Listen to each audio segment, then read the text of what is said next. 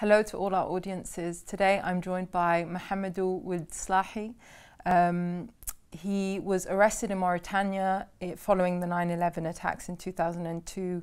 He was imprisoned in Guantánamo Bay, Cuba, and his long incarceration included 70 days of intensive torture and 3 years of 18 hours a day interrogations. Slahi was finally released by the US in 2016 after spending 14 years in custody without ever being charged of a crime. No, Mohamedou, thank you so much for joining us. I think just to start off, I'd like to know what it is that you feel we must all learn from your story. First off, I would like to thank you, Malia, for having me in your program. This is the first interview I gave to a new Arab, and I'm just happy to be here. So, you know, following onto the steps of the wisdom of the French philosopher Montaigne, je n'enseigne pas, je raconte.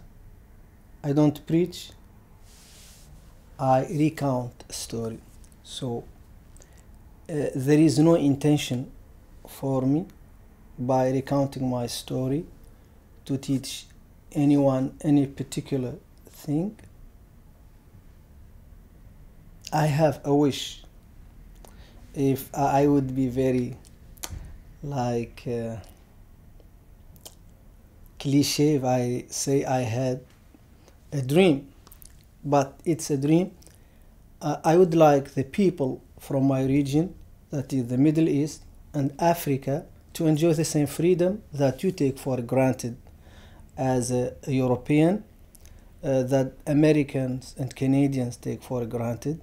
We want to be able to talk. We want to be able to have even fringe ideas and not be tortured and be kidnapped. And this is just my dream, and I hope that one day we enjoy the same freedom as you do in your country. Thank you. Following the release of the film The Mauritanian in 2021, it was, considered a big Hollywood film with very renowned actors, and the reception was quite powerful globally. What was the reception to you following that film? And did you face any hostility, given that your story was very much front and center and in the limelight?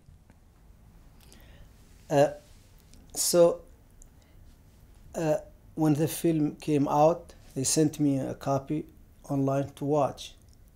And to be honest, I couldn't watch it because it was very heavy for me. Those things you see in the movie, those details, they actually happen. And a lot of people told me, this is really happened. I say, yes. And what they cannot show in the film, like you mentioned in your beautiful introduction, is those 70 days, the first 70 days of torture, no sleep. So you cannot put any actor to 70 days without sleep. And I couldn't feel anything. So I remember at the end of those 70 days, they thought I was resisting. But to be honest to you, I'm not trying to play here the tough guy. I didn't have a feeling like resisting or not resisting. They gave me a jolt. When they came to me, they said, we are going to arrest your mother, and she's going to be in men-only prison, which meant that she would be raped and so. And then I was like going crazy. It's like a jolt. I woke up and I say, okay, I will tell you anything you want. You just give me a paper and you write. And I signed. Because the last time I saw my mom, just like they showed in the movie, was through the rear view mirror of my car as she was getting smaller, and after 200 meters I turned right with the cops who picked me up, and then she disappeared. I never saw my mother again.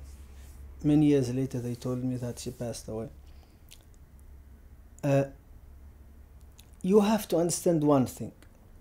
This is the first film ever, mainstream film, that has a person from my region, that is the Middle East and Africa, who was being portrayed in a positive light. And Kevin told me that one of the journalists, Hollywood journalists, you know, there are journalists who only dedicated to report on Hollywood. He was, I think, from Indian descent. He told him that he had been working 30 years in Hollywood as well.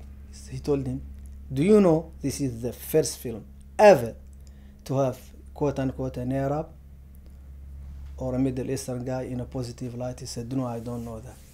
And this is positive. So in the end, I watched the movie. It took me many months, you know, and I'm just grateful. It's just another way to tell my story. Yeah, absolutely. And do you feel that was it like a mixture of positive reception and negative reception? Did you, were you suddenly facing, more abuse or targeting? I know that you continue to have restrictions with your travel, for example. Were those things made worse because your story was, so much more out there than before? Actually, the film, so the more people know about my story, the more empathy I get, because people didn't know. I tell you a story that happened to me. Our first lady, Mariam, she went and watched the movie, the premiere, and she came to me. She said, she cried. She said, I didn't know. This is my country. This is my country, and my country was responsible for my extradition, my kidnapping, and of course the new president, bravely he invited me, and he said that he apologized for what happened, and this was really good, and I was really happy. And you would think that my country would know what happened, but a lot of people really don't know, because this happened in darkness, and they say democracy dies in darkness, and I encourage all young people who are being harassed for their opinion, no matter what opinion they have, to speak out and to talk like to people like you, and to spread their story. Because one thing I tell you, I was so scared to talk about my story, because I was being threatened, and people broke into my apartment when I was asking for the simple right of having my passport. Can you imagine, as a European, that the Prime Minister deprived of your passport? You cannot imagine this, but I was deprived of my passport by the highest authority, and I was scared. But this journalist kept telling me, Mohamedou, you need to speak out, because speaking out is the best way to defend against authoritarian regimes and to defend against simply injustice. Absolutely. And I think in the wake of us seeing more and more repressive measures under the guise of the war on terror, even here in the United Kingdom, we're seeing, young kids being told that they need to face de-radicalization for, acts that are shocking. And we're seeing the implementation of censorship effectively, and restrictions to people's right to speak up, to speak against foreign policy, to call out racism, to, that the more and more that we're seeing the curtailing of civil liberties, the more people are afraid to speak out, when in reality it should be the reverse. And I think your case does many things for us and gives people much, much hope, but it also highlights that, as one of the worst cases in history, within that institution, you're sat here and you're telling us that we have to keep going and that we have to speak up is incredibly inspiring and hopefully motivating for all audiences. How do you feel that the campaign for the closure of Guantánamo and the practices renowned with the institution fit within the wider struggles of human rights? So I would mention one thing. So because I'm an Arab, I'm a Muslim, and I'm African. So I have to say, to answer the question, why does Guantánamo Bay matter so much to us? Because I grew up in a military dictatorship and all the prisons were Guantánamo Bay. Guantánamo Bay is not a new invention. We know Guantánamo Bay exists in the Middle East, in our countries. We know that when we speak about human rights violation, we speak about our countries because we are the human rights violators par excellence. So I'm not going to try to push that aside and say, oh, evil America. So why does Guantánamo Bay matters? I tell you why. Because the United States of America is not only a democracy. The United States of America is the leader of the democratic world. And if the United States of America turns its back toward democracy and the rule of law and say that they don't work, this means the end of any dream, any fantasy about a free world. Especially, I want to taste democracy in my country. We want to taste freedom. And if America, after more than 200 years, says democracy doesn't work, this is like, it's so depressing to me. So that's why we think that Guantánamo Bay does not belong into a democracy. And I can tell you this. I met so many American people, and I can tell you, this is my testimony for people, especially from my region, and because there is so much hate against America. American people, not American government, American people are one of the nicest people. I know when I was in isolation, I couldn't see anyone. I don't know day or night. Everything is night, you know. And then this guy, his name is Edmund, came to me and gave me blueberry muffin. I never tasted blueberry muffin in my life, and they taste really good. And then he would push it inside my cell and go away because he doesn't want to get caught, because it was against the law, even to talk to me. They always tell me detainee. They cannot call me my name. I'm a detainee 760. Detainee, stand up. Detainee, sit down. So Guantánamo Bay need to be closed to give hope, to show that democracy and the rule of law work. And you talk about war against terror. I have to be very clear about this. Terrorism should not be a crime in a democracy because of many things. First, there is no unanimous definition of the word terrorism. You can be a terrorist in this country and a hero in the next country.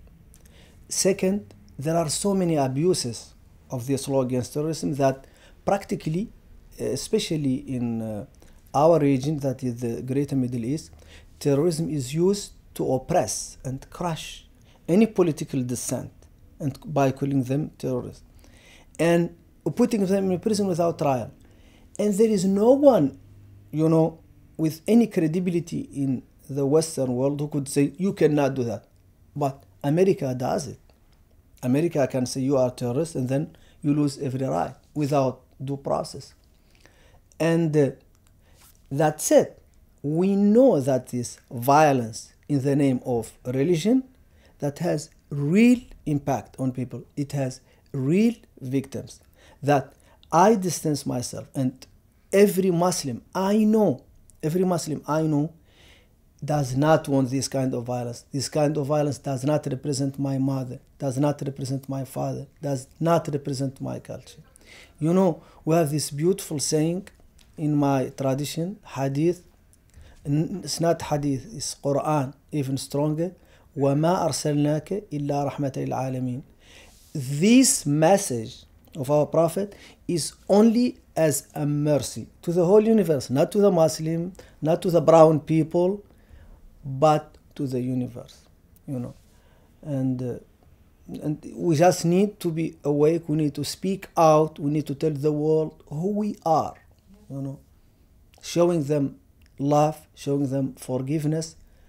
And when I say this, I'm practicing it too, because I invited my guards to my home, and Steve Wood, who was the boss of the guard, visited me 3 times.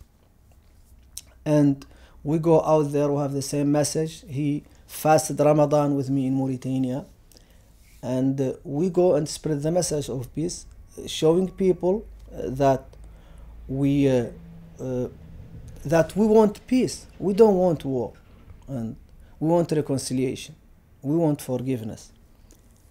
And I urge you, if you can invite the both of us, and you can ask him, you know, because he always told me, oh, Mohamedou, I could never understand why you are so nice in prison, because you have no other choice, maybe. But now I get to know you as a free person, and he met my family, you know. Incredible. What would you say to people? So, you know, for example, the US making a statement about democracy not working, and given its role in the, like, in all the violations that you spoke about, people, you know, come away from that, come away from reading your book or watching the film about your story, or even listening to you, feeling incredibly moved, maybe even enraged that these things go on in the world, but perhaps also feel like they're completely powerless in the face of such a global power. What would you say to people that just feel like this is just too big, there's no way we can possibly do anything or change anything? It's a very beautiful question, very challenging question, and I don't claim that I have any satisfying answer, but I would say something to the younger people, because I was once very young and uninformed. Where do you want to direct your anger? So I can tell you where you cannot direct your anger. You cannot direct your anger to the people like you, like American people, because they also want change. They don't agree with a lot of their governments. I'm not talking about the fascists. Fascists are everywhere. You know, racists are everywhere. We have racism too. And I love this comedian, you know, Chris Rock. I love this line: who is more racist, black people or white people? He says black people, because they hate black people too. And I can use the same thing: who is more racist, Americans or Arabs? I would say Arabs, because we hate each other too. So we hate everyone. So we cannot direct our anger toward American people or toward British people, because those are our brothers and sisters. And so many people want change, but the problem is in our world, the executive power has everything. They have weapons, they have the police, they have CIA, they have everything, and we don't have anything but the law. And if the law fails us, we are helpless. So I think we are now in a globalized world. So I'm talking to you. You are from the UK, you have an outlet from the UK, and I'm from Mauritania so far, but I'm using this platform to pass my message. This is so beautiful. So, and I want people from my part of the world to use also this kind of outlet in the US, because this is a democracy. Everybody can say whatever they want within reason. And so spread the word and get people on our side, because we all want one thing. All human beings want one thing. They want some food on the table every day. They want dignity. They want a roof over their heads. And they want some clothes to be able to go out on the street. They don't want war. I don't know anyone who wake up said, oh my God, I wish I have some bombs, you know, everywhere in this apartment beside me. No, no one wants that. And we all can redirect our anger toward change for more freedom and more democracy. Absolutely. And do you see that, I guess you speak about all of these things almost like in a borderless world, that actually from the US to the UK to Mauritania to anywhere, the struggle is similar because the violations are the same. And are there any final words that you would want to say to our audiences? Yes, absolutely. I just I think the most important thing that matters to you, you will only know them when you are about to leave this world on your deathbed. I had that unique opportunity because I saw death. And the only thing that matters to me is kindness. It did not matter to me that I didn't marry those beautiful women that didn't want me. It did not matter to me that I didn't have money. It did not matter to me that I didn't have a Swiss banking account or an apartment in North London. Nothing of that matters to me. What mattered to me at that moment is not being kind to my mother, kind to my sister, kind to the person I was married to. And I took a vow of kindness, because kindness is the only thing that the more you give, the more you get back. That is all I can say. And spreading kindness, and being kind to each other. Great.